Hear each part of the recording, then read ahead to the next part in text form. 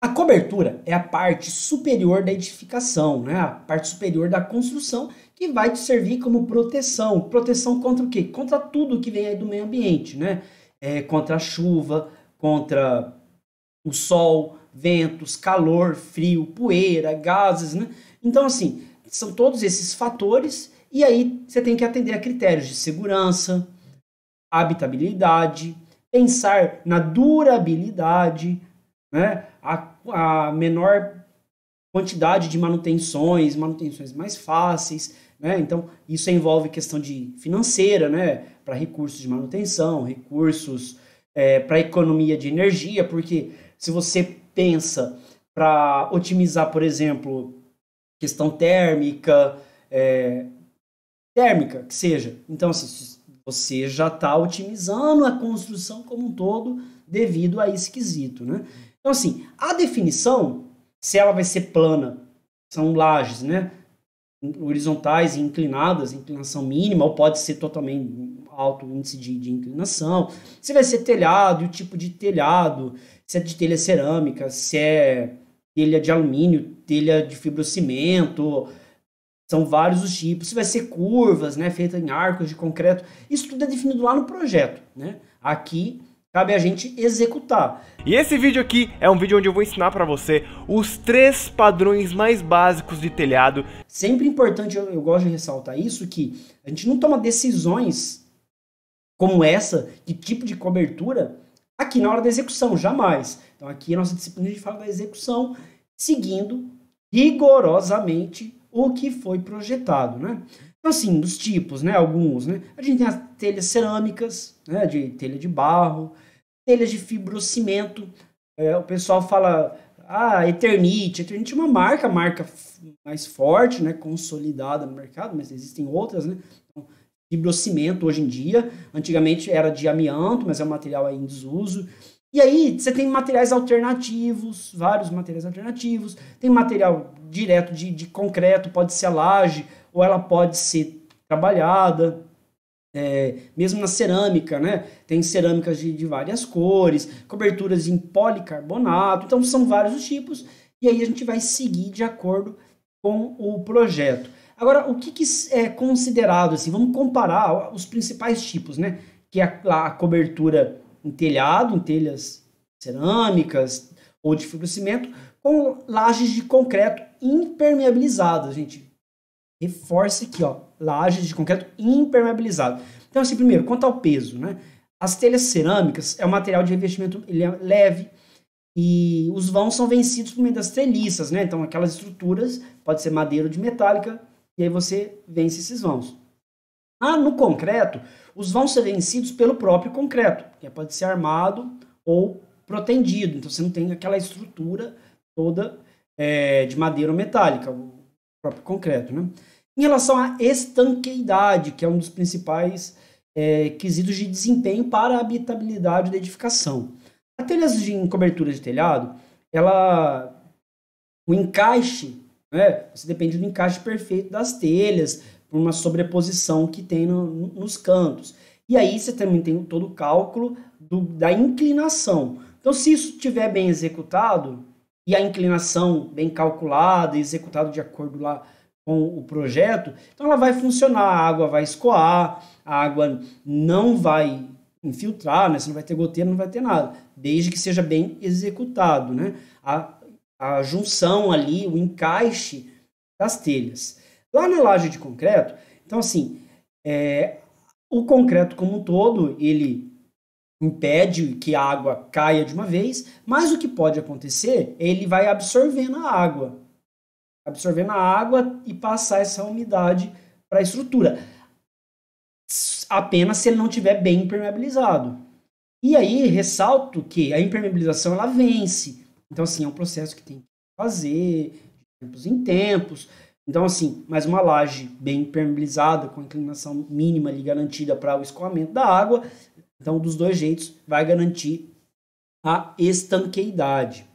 As telhas, coberturas em telhas, né, o telhado, eles se apoiam, então, por esse suporte que tem ali, toda a estrutura, né, para suportar as telhas.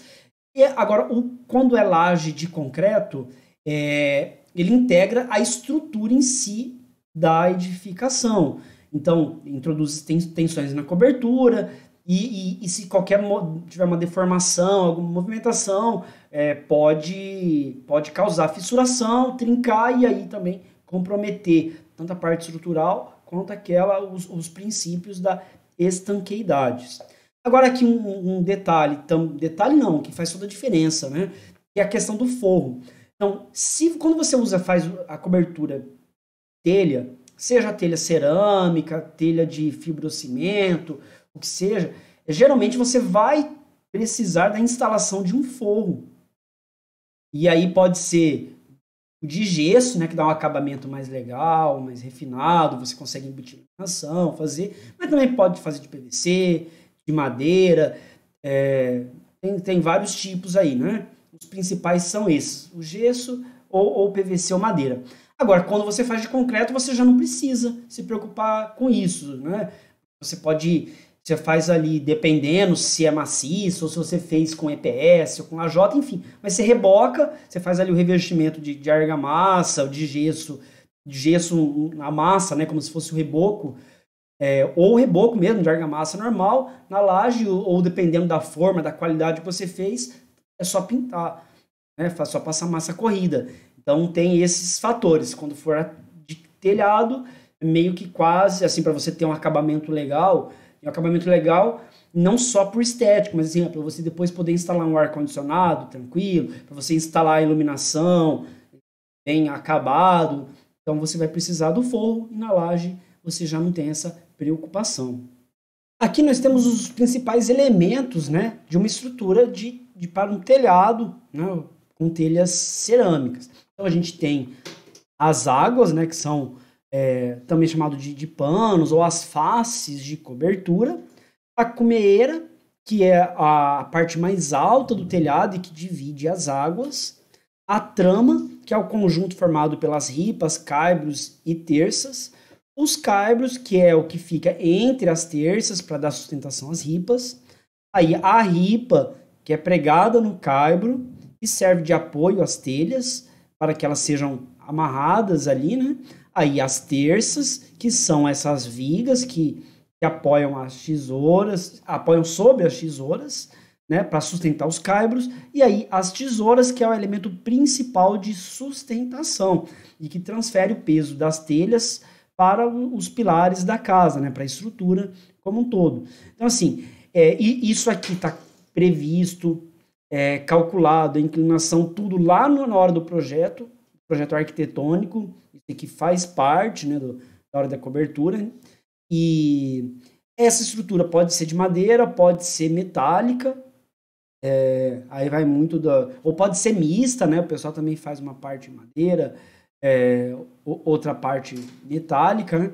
Então são os principais pontos, né? E aí tem outros termos que vocês também, assim, de novo, uma revisão lá de projeto arquitetônico, mas vamos rever aqui porque, inclusive em questões de concurso público, concursos na área, né, para técnicos, para engenheiro, para arquiteto, cai muito pedindo esses elementos.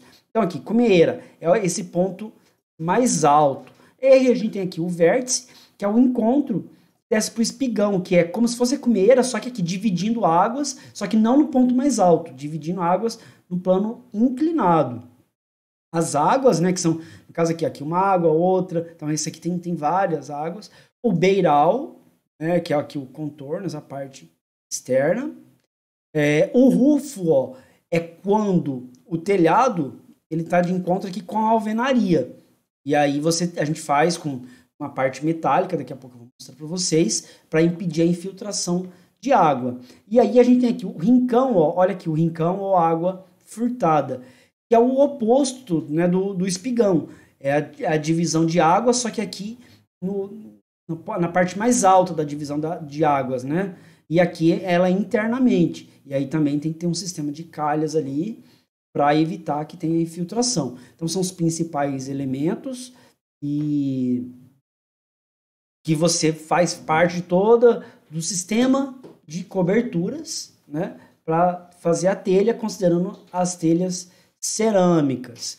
Então, tem várias imagens detalhando isso aí, E é importante que vocês saibam localizar, né, pelo nome, ter essa noção de onde está cada parte desse sistema que já vai estar lá vindo do projeto, né? Dá para fazer telhado diferente? Dá. Aí você vai ter um conceito diferente de construção.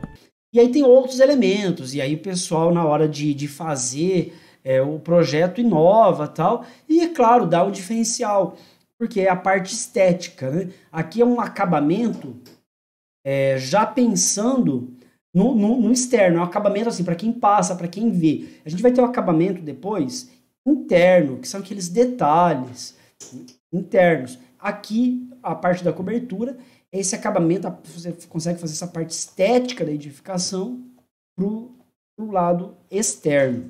Temos aqui, ó, 3 casas completamente diferentes, cuja base é idêntica, o padrão de parede da base é idêntico e só de mudar o telhado você muda completamente o aspecto em relação a ser mais pobrezinha ou mais rica. E aí, como eu falei para vocês, pode ser uns sistemas mistos, né? Por exemplo, você tem o oitão, que é quando você faz aquele fechamento ali da tesoura, como se fosse a tesoura, né? Só que em alvenaria, que são os extremos, que vai seguir a alvenaria externa, né? Então, aí ele chama de oitão e é de alvenaria. Ou tem a tesoura normal, pode ser feita na tesoura também, mas provavelmente ela vai estar na parte interna, né? A cada tantos metros ali, de acordo com o projeto. Ou você também pode fazer esse apoio, substituindo aí com pontaletes, né? Ou um pilarete aqui, um pilar pequeno. É claro que isso tudo vai vir definido no projeto executivo, né? Então aqui a gente tem exemplos, ó. Isso aqui em um prédio, né? Um edifício vertical, que é uma laje de concreto, né? Só que aqui optou-se então por executar o telhamento aqui, provavelmente uma estrutura para fibrocimento, para melhorar essa questão da estanqueidade, né, gente? Porque o concreto, se o sistema de impermeabilização não estiver muito bom, ele vai absorvendo água. Então, aí é bem recomendável que faça, né, que seja essa cobertura mais simples, com telhas de fibrocimento ou telha metálica, para impedir essa água no concreto. Ou faça uma impermeabilização de qualidade. Aí, nesse caso, olha só, fazendo um apoio. Então, assim, você não tem a tesoura completa, ela está feito o apoio com esses pilaretes. Então, vai ter os meios. Olha aqui o oitão. Então, na parte mais o externo, né, o que vem ali com a alvenaria, aí quando faz de alvenaria, a gente chama de oitão. E aí aqui a parte aí da execução. Então, são vários esses elementos.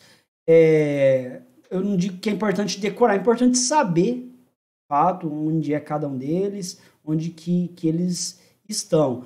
E aí você vê nas tesouras, tem vários tipos, né, e vai seguir o formato, você vai ter que ajustar de acordo com o que vem lá do projeto, né? E aí tem tesoura simples com asas, com tirantes, sem linha, são vários os tipos, né?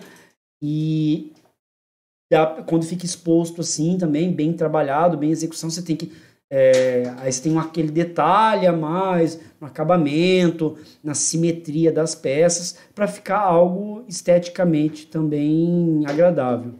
Atenção à parte de instalações, né? Então, se está previsto que a instalação dos reservatórios de água, né, as caixas d'água, vão ficar ali, seja sobre a laje, ou se não tem laje mesmo, sobre a estrutura, né? E aí vai receber a cobertura. Então, você tem que providenciar essa parte da instalação hidrossanitária, mesmo não precisa fazer inteira da edificação, mas a instalação dos reservatórios já nesse momento, antes do carpinteiro terminar o serviço de madeiramento, né? Porque senão depois não tem como fazer essa instalação. E sim, é um ponto crítico da obra, porque você tem que instalar agora, mesmo que não fez a a parte de instalações internas de edificação. E mesmo lá no futuro, se precisar de uma manutenção, não tem jeito. Tem que tirar a cobertura. Então, tem que ser muito bem executado para evitar ter esses problemas. Então, cuidado ali no nivelamento, garantir que a parte de baixo do reservatório, a superfície esteja bem lisa, não fica nenhuma pedrinha, nada, e que isso com o tempo, 1 ano ali e tal, depois com água, pode fazer um furo nesse reservatório e ocasionar problemas. Então, só essa atenção. Agora, se no reservatório de água não vai ficar ali, é externo, é subterrâneo, enfim, aí ok, você segue sem essa preocupação. Então, muita atenção nisso.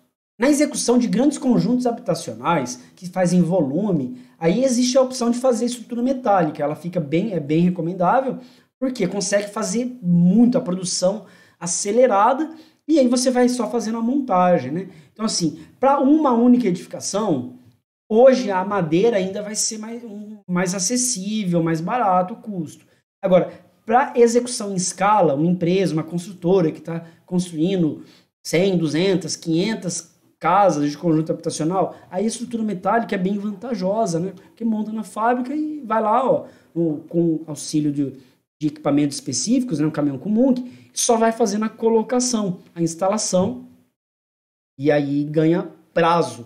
Então, assim, mesmo que o custo, às vezes, do serviço é maior, mas se você ganha prazo, você dá celeridade à obra, isso resulta também em benefícios financeiros, porque você já recebe aquele serviço, você começa outro, você consegue atingir a cronograma da obra, né? Você consegue manter ele em dia, você consegue até adiantar alguns serviços. Então, é uma dica bem valiosa quando for produção em escala, né? Buscar a viabilidade aí da estrutura metálica. Independente se for a estrutura metálica ou a estrutura de madeira, a sobreposição das telhas, o encaixe das telhas vai ser igual, né? Tem tipos de telha que variam o modelo delas, mas em todos a sobreposição recomendada é de 10 centímetros, né? Que é essa sobreposição de uma telha com a outra, né? Na inclinação correta, para que não ocorra infiltração, né? Que a água não percole ali e danifique a edificação. Então, lá na comeeira é um ponto mais crítico, vamos falar assim, tem que ter muita atenção.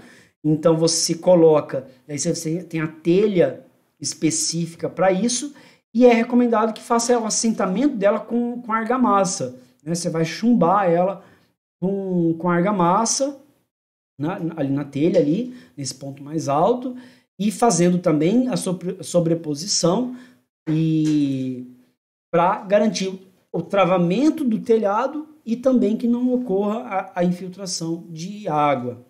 E os cantos também, no canto lateral, né? Então, aí você tem a telha específica desse tipo aqui de capa, e aí é o recomendável, ó, como aqui nessa imagem, ela sobrepõe, você coloca a argamassa e aqui você vai fazer algum sistema de amarração.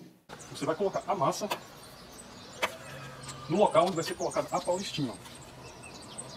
Tem que colocar na parte de baixo bastante massa.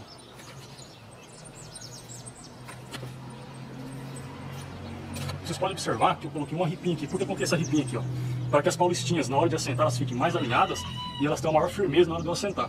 Vocês podem ver que eu risquei, ó. Eu fiz a paginação das paulistinhas. Por quê? Porque daqui para frente, ó, já está assentado. Aqui é um telhado antigo. E nós fizemos esse telhado novo aqui. Aí até aqui não colocar, ó. Aí eu tive que paginar para quando chegar aqui, ó, dar uma paulistinha inteira. O próximo passo é o seguinte, ó. Você pôs a massa embaixo. Aí você vai colocar nessa parte aqui, ó. Aí você vai fazer o assentamento dela, sempre obedecendo esse transpasse aqui, tá vendo? Ela tem esse encaixezinho aqui, ó. Você coloca por cima. Como eu fiz o risco, tem que chegar aqui nesse risco, que é a minha paginação. E quando ela chegou aqui na tábua, na ripa que eu coloquei, aí já está no ponto. Feito isso, você vai dar esse acabamento aqui, ó. Aqui, pessoal, é só acabamento. É bem pouquinha massa, só para depois nós passar a esponjinha e dar aquele acabamento que vocês veem nas paulistinhas aí nas residências. Só um pouquinho. Para que numa situação de vento forte ou algo do tipo, você não tenha nenhum problema. E aí, dependendo, e tem vários dependes, né? Quem que manda? É o projeto arquitetônico lá. Aí você precisa, talvez, às vezes, instalar o rufo, que é essa parte metálica aqui para impedir a infiltração de água, contra-rufo. Então, depende do projeto, né? As telhas. Então, aí tem vários formatos, telha colonial, telha francesa, cap-canal, telha romana. Todas são válidas, todas... o que muda é o formato, e aí tem muito a ver com questão assim, cultural, questão regionalismo, uma região usa mais de um tipo, na outra do outro tipo, né? E aí existe ainda telhas de concreto, que funcionam no mesmo estilo da cerâmica, né? Geralmente elas são maiores, mais pesadas, mas existe essa opção, e aí em locais onde não tem indústria cerâmica, dá para produzir essa aí. E aí vantagens assim é que você usa muito pigmentos, dá para usar fácil pigmento e ter as telhas em várias cores, né? Aí o sistema, o encaixe delas geralmente tem uma qualidade maior, é mais fácil trabalhar com pigmentos, então ter telhados coloridos, ou tem uma baixa absorção de umidade, ela é mais resistente que a cerâmica, no geral. Então, assim, aquela pedrinha que joga lá e quebra uma telha, coisas do tipo. Então, ela é mais resistente, né, a rupturas no geral. Então, essas são as vantagens. Então, a resistência à ruptura, em média, é 130 kg forças para as telhas cerâmicas. Já para as telhas de concreto, em média de 250. Então, ela é bem mais resistente. Momento saúde e segurança no trabalho. Não só segurança no trabalho, mas também a produtividade na obra, né? Então, como que deve ser feito, como que é esse lançamento da telha lá para o operário que está trabalhando na edificação, a parte de cima colocando as telhas. Então, como que essa telha chega a ele? Vamos ver 2 exemplos aí. Operário seguro não dá mole. Ficar embaixo de uma obra, nem pensar. E cuidado para não esbarrar em ferramentas e nos seus colegas de trabalho. Veja que no canteiro de obra, muitas pessoas utilizam o capacete de maneira incorreta. O primeiro erro é achar que você está em um desfile de moda e não em uma obra. Outro erro é utilizar boné debaixo do capacete de proteção.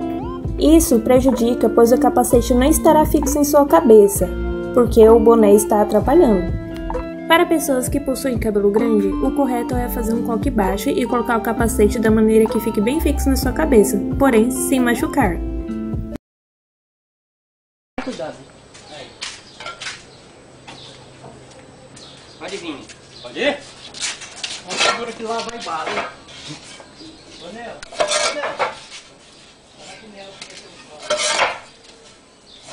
2 e 3. Isso. Se fosse cerveja isso, rapaz do céu. Tudo isso aqui.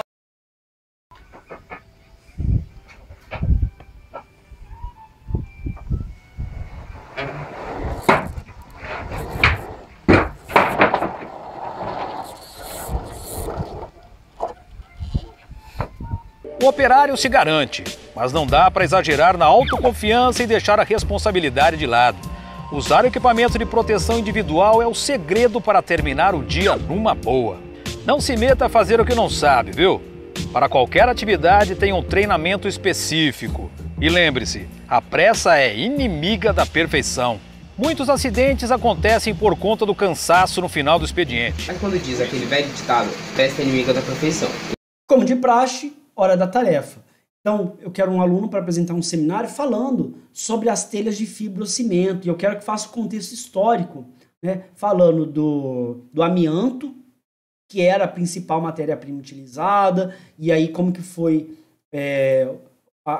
os impactos, né? A saúde coletiva dos trabalhadores na produção dela, hoje como que é a telha de fibrocimento.